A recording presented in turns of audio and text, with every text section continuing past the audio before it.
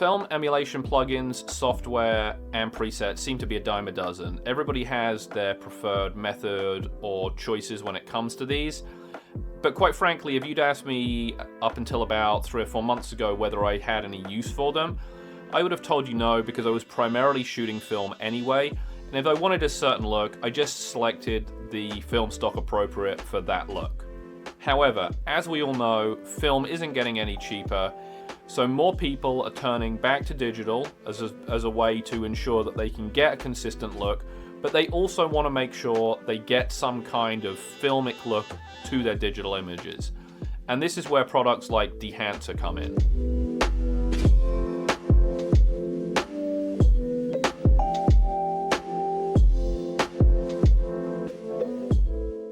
Hey folks, welcome back to the channel. If you're new here, my name's Tom, and this channel is about using photography to slow down, reconnect, and help with your mental health and mindfulness. One of the things I was recently asked to do by a company called Dehancer was review their Lightroom plugin, which helps emulate film for digital images. Quick note on transparency before we dive in. Dehancer did provide me with a subscription so I could test this product out for them. However, they did not compensate me in any way, and this video is not sponsored. Also, they had no say in the outcome of this video, so what you're going to hear and see today is my honest and authentic opinion about their product. So before we get started, a little bit of background on what Dehancer actually is. The review I'm going to be doing today is based on Dehancer's Lightroom plugin, which is available for Lightroom and Photoshop. They also have a plugin available for Capture One if that's your preferred photo editing software. And if you're a cinematographer, they have a whole array of other plugins available as well, in addition to an iOS app and a web-based application which you can use to edit photos. What's really interesting about the Dehancer plugin is the amount of time and effort that was put in by the development team to emulate the various film stocks that are now available. And there's over 60 film stocks available in Dehancer. And if you want, you could just apply the base film stock to your image and stop there. But what sets Dehancer apart from some of the other presets and functions already available in, say, Lightroom, is that you can add things like halation, bloom, and grain. And these really do, as you're going to see in a minute, look like the original film stock they're trying to enact. We'll talk about the cost of using this software in a minute, but it's either via subscription or a one-time single charge. Okay folks, we're going to get started. We're going to pull up an image in Lightroom and we're going to work on this. This is an image that I took while I was on my vacation in Europe this summer. Just to let you know, this was taken on a Leica M10 with a 50mm lens. And this is the image that has had no adjustments made to it. And I think that's a good place to start. What I found is you're going to want to make adjustments to your image, baseline adjustments, before you pull it into the Dehancer plugin. So you might want to pull up the exposure, change the contrast. I'm going to pull down the highlights and I'm going to pull down the shadows, change the whites and the blacks here a little bit as well. The reason I found that this is helpful is that when we're going to go pull this into the Dehancer plugin now, it's going to create a TIFF file, and I found that making those similar adjustments in Dehancer is not quite as fine-tuned, should I say, as making them in Lightroom. So once we've done the initial adjustments, we go into the Edit In and Dehancer in Lightroom. It's going to create us a TIFF file, and it's going to open up the Dehancer plugin. It's going to give you a notice there that once you close out, make sure you've saved your file. Disclosure, my computer isn't the fastest, but I will say that this is a little sluggish. And from here, what we can do, on the left-hand side, you'll see that we've got all of these different film stocks available to us. I think there's around 65 different film stocks available, which is really impressive. All of the most popular ones you'll know, Portra, Gold, Ektachrome, Ektar, Kodachrome. There's a whole bunch of different options available in both positive, negative, and black and white, and there's even some specialty films like Lomography's purple film, which is available. I have some favorites selected, which I've been working on while I was playing around with this plugin. And you'll see here that if we just change around, the initial TIFF changes, and these are just basically sort of tonal and color changes. We'll start with Kodak Gold because this is a film that I'm most familiar with, and I have to say that if I was looking at this on Kodak Gold, I think the scene would render somewhat like this. This is very similar to Kodak Gold. But what we've done so far is just purely start with the baseline changes, right? We've not applied any grain, bloom, or halation, which we're going to do in a little bit. On the right-hand side here, you've got all your different options in these different sub-menus.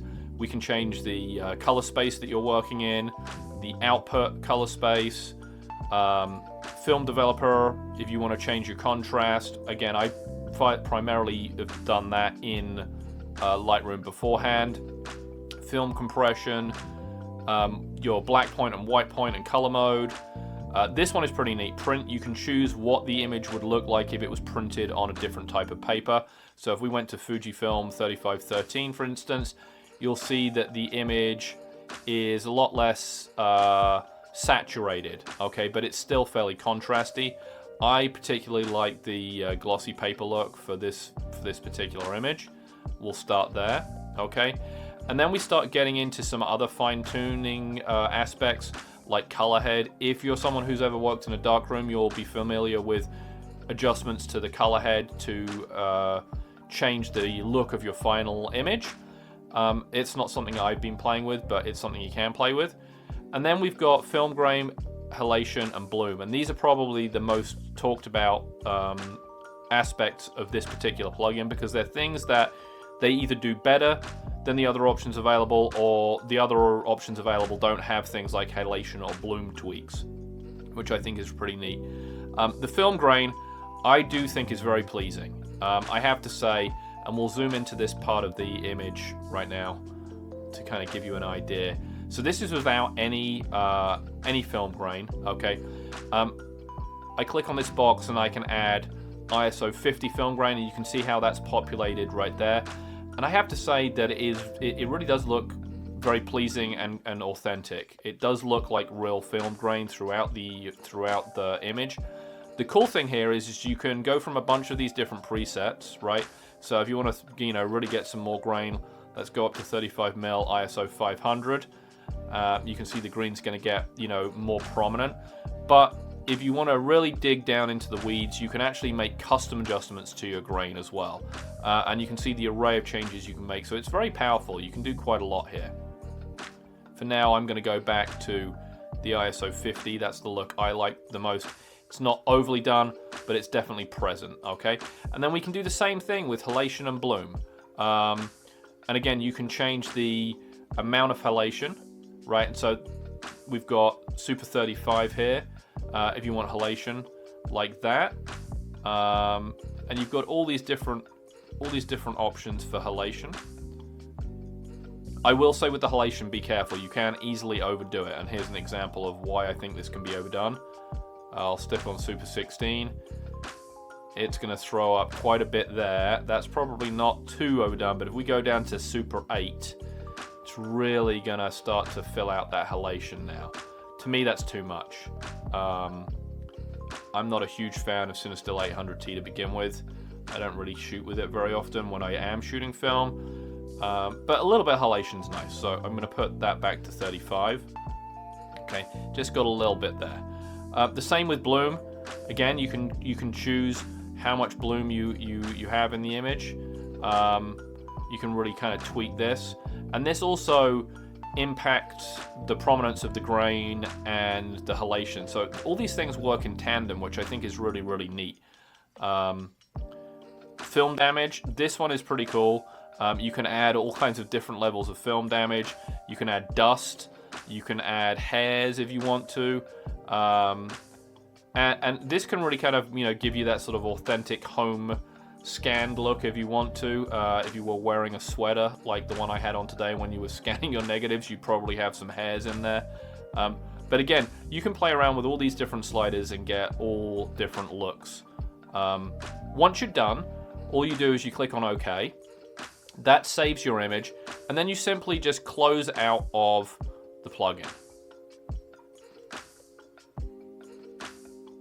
And it's going to shut it down. It's going to save your changes to the TIFF that it created. And what I do like about this is it's non-destructive. It tells you, hey, have you finished? Okay, you finished. You click on finish. Now it's going to pull that TIFF back into Lightroom and create a duplicate image down here. And if we click on here, we've now got these two files, which we can put up side by side if we wanted to. That's not cooperating. My Lightroom's misbehaving. But you can see here. But this is your final image, and I think that being able to play around with different tools like this, create some artistic looks to your digital images, is really neat. I really like this tool. I think it is really powerful. The level of customization that is available. That does create some problems for me personally, because I don't like to spend a lot of time tweaking sliders.